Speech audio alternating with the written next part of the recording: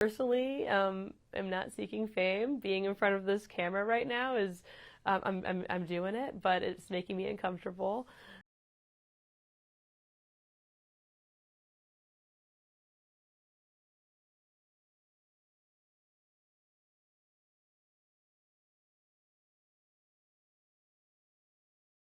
I gravitated towards subjects that it was like that caused me some tension, that felt like a pebble under my shoe. Like I still had questions about what the experience meant to me. I didn't have my feelings worked out. Um, and the essays are long and researched at times, and I wanted to attack subject matter that felt um, knotty and complicated. I really admire writers who can get to the point in 450 words, like the Nora Ephron, the great columnist. But I needed to really stretch my legs and sort of explore digressions and research and go back into my diaries, which were a minefield, and take a more expansive view.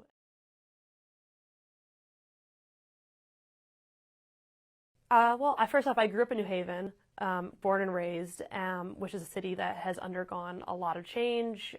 It's a university town, and it's very town and gown. There's this conflict between the university and the townies, but also this city wouldn't exist the way it does without Yale. And I grew up getting to go take part in a lot of like great artistic and cultural institutions run through Yale. So thinking about like the conflict in a city between like money and class and race and all that is just the waters I grew up in. I think personal essays offer a great opportunity to start with yourself and your own experiences and your own eyes, and then use that as a jumping off point to ask bigger questions and not solve or completely untangle systems of oppression that are semi-visible, but to begin to get your arms around it.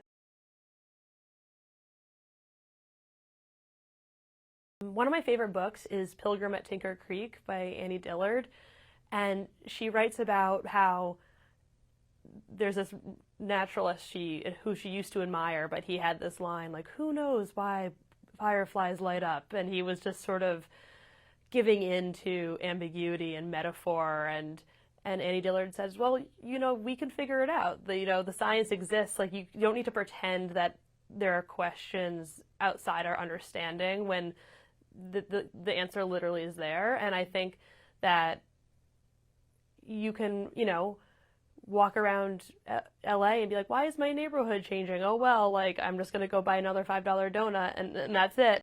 I wrote this book just in the teeth of lockdown, and that was just a very heightened time of driving home the point that we are all so deeply connected to one another, and our fates are interlinked and intertwined.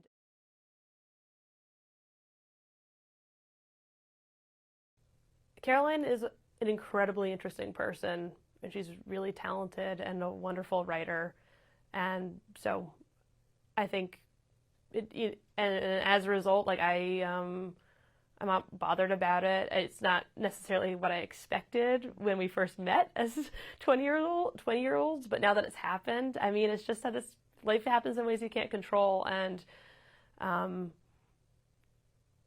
and I think part of us there when we were kids and had wild dreams, we thought we would get famous together one way or another, and I don't think it turned out the way we thought, but in a certain way, that's what happened. Not to say that I'm famous or anything, but just to be known and interlinked. But also, maybe I would feel tethered to her a little bit more if I spent more time on the internet. But I am pretty much offline, with the exception of 10 minutes a day on Twitter. And I work in my garden, and I have my friends and my husband and my pets and my interests that are outside of what happened when I was in my early 20s.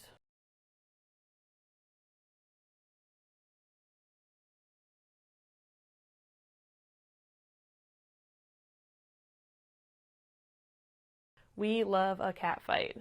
I mean, and I'm no different. There's shows online or shows on TV about famous feuds and scams and women pulling each other's hair. And, I watch reality TV, so I totally get it. It's really fun. It's a little different on the other side of it, but at the same time, part of the reason I write is to give people a good time. And as long as you're not, calling up my parents' house, I'm totally fine with you, like, thinking whatever you want about me and having a grand old time, relishing in the drama.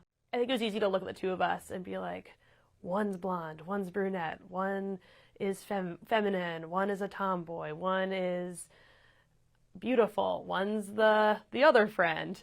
One went to private school, one went to public school, or whatever it is. And yeah, there are those surface level differences between us, but I think what really matters about Caroline and myself and what sort of led to the explosion in our relationship was sort of what we have in common, which is that we're both really ambitious. We both had these designs to write about our own lives and the people who touched our lives.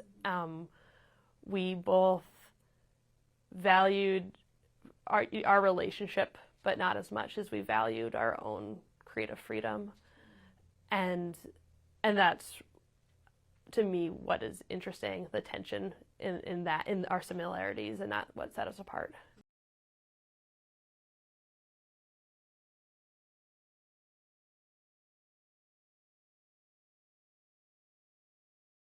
My short answer is no. I don't regret writing about the experience. I think Caroline had already been living very publicly and writing about people in her life for so long that my feeling was it was fair game. And I had been quiet for so long, and she and I, when we met, I wasn't, in that class to be a silent collaborator. I was in that class working my ass off because I, wanted to write my own first person writing. But there are specific lines and choices I made in the writing of that essay that I regret. In the original essay, I have a line about opening the drawer of her desk and the pills scattering around, like I said, cockroaches, like exposed to light. That, I think, is just a pretty grotesque, exploitative image. I think I was enamored with the line and the metaphor, and I pushed it over the edge, or to a point of cruelty. It's one of the few changes I made between the original and in this book, where I just don't want this in there anymore. I regret writing that. I have always also gone back and forth on the choice to include Caroline threatening self-harm, and I don't know if that was up to me to publicly disclose. The way I think about it, and still am wrestling with, is that was such a huge turning point in our relationship. And so, when I was writing about it, it's like, how can I tell the story truthfully without including that? But on the other hand, there are things more important than art, and someone else's well-being is included in that.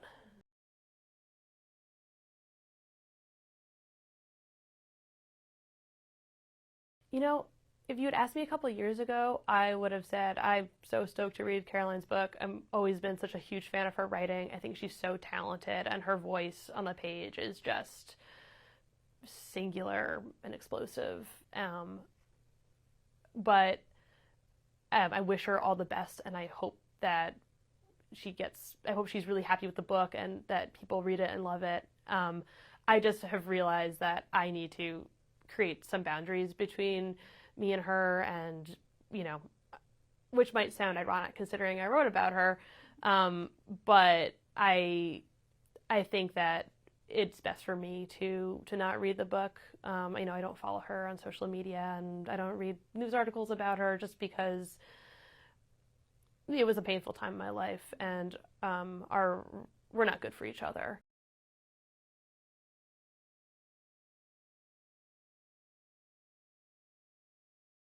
I personally am not seeking fame. Being in front of this camera right now is, I'm doing it, but it's making me uncomfortable.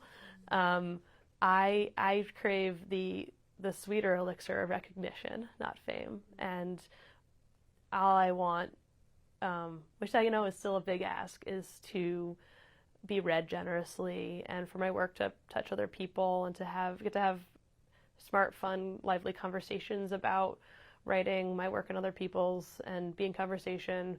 But the idea of seeking fame is a true nightmare for me.